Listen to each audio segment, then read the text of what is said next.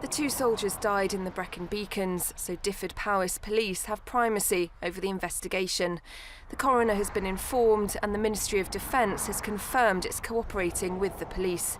Key to the investigation will be what safeguards were in place to ensure the safety of the soldiers on exercise.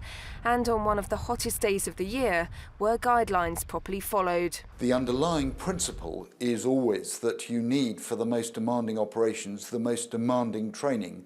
That clearly can't be risk-free, but it may be, and we'll have to wait for the inquiry, which may not be published for obvious reasons, but the Army will have to consider at the end of it whether or not things should have been done differently in this case.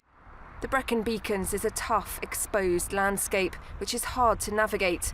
It's prone to the extremes of heat and cold.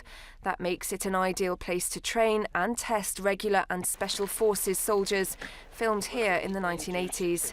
At Pen y Fan, the highest peak in southern Britain, candidates are pushed to their limits on fitness and navigation. In what's dubbed the fan dance, they carry kit weighing upwards of 50 pounds and march 24 kilometres up the peak and down the other side, then back again in the opposite direction, with a time limit of just over 4 hours.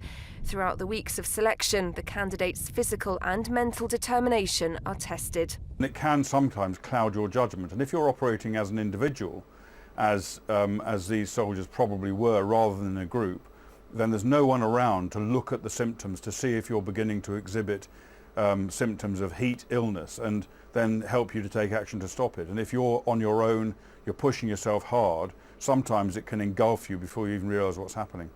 Casualties in peacetime are particularly tragic.